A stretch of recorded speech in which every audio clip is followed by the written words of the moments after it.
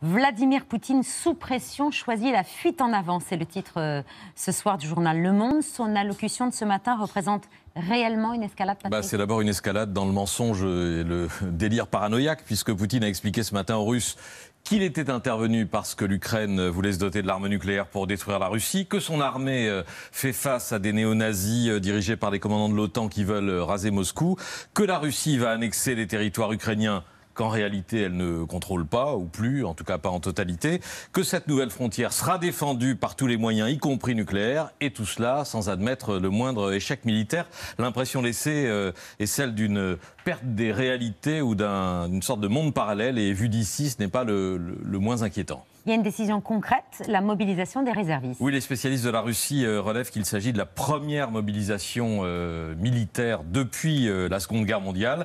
Poutine ne va pas jusqu'à la mobilisation générale, qui était réclamée par quelques ultras et redoutée par la population, mais sur les quelques 2 millions de réservistes, chiffre officiel, il veut en envoyer au front 300 000, des citoyens qui ont déjà servi dans l'armée et qui ont une expérience pertinente, a dit le président russe.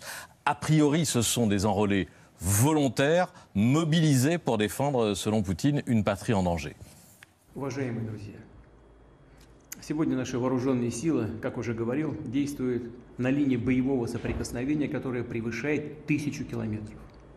Противостоят не только неонацистским формированиям, а фактически всей военной машине коллективного Запада.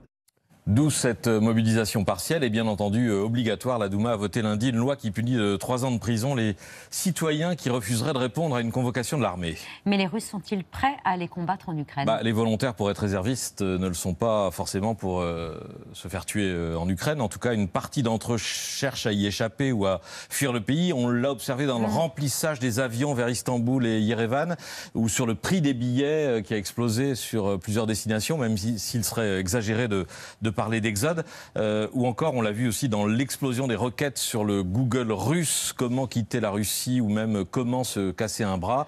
Et puis surtout, de façon plus visible et concrète, des manifestations anti-guerre ont eu lieu cet après-midi à Moscou et dans plusieurs grandes villes. Il y a eu 200 arrestations selon une ONG russe. Et puis Vladimir... Voilà, on voit des images de Moscou que je découvre, que je n'avais pas vu. Mais non à la guerre. Hein. Non à la guerre. Manifestation aussitôt réprimée, évidemment, par les forces de l'ordre. Et puis Vladimir Poutine a renouvelé son chantage nucléaire. Voilà, c'est la phrase qui tourne en boucle depuis ce matin sur tous les médias occidentaux. Хочу напомнить, что наша страна также располагает различными средствами поражения, а по отдельным компонентам и более современными, чем у стран НАТО. И при угрозе территориальной целостности нашей страны, для защиты России и нашего народа мы, безусловно, используем все имеющиеся в нашем распоряжении средства. Это не блеф.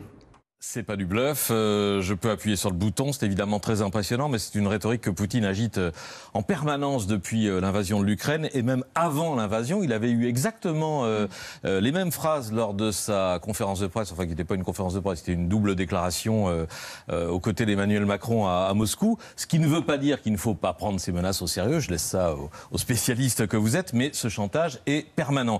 Il est soutenu par les ultras qui s'expriment à la télévision d'État russe, exemple ce week-end, enfin je crois que c'était lundi, où on a tranquillement suggéré que Moscou aurait pu profiter des obsèques de la reine Elisabeth pour déclencher l'apocalypse. Чем нам бомбить Украину или Германию? Британия есть. О, корень зла. Мне говорят, 5-я статья НАТО. Надо было сегодня тогда. Там сегодня те лучшие люди на похоронах. Прости, Господи. Да, когда в Британии будет марсианская пустыня, 5-я статья НАТО о чем будет говорить? Защитить марсианскую пустыню? Voilà, l'article 5, c'est celui qui rige le principe de défense commune entre pays de l'OTAN.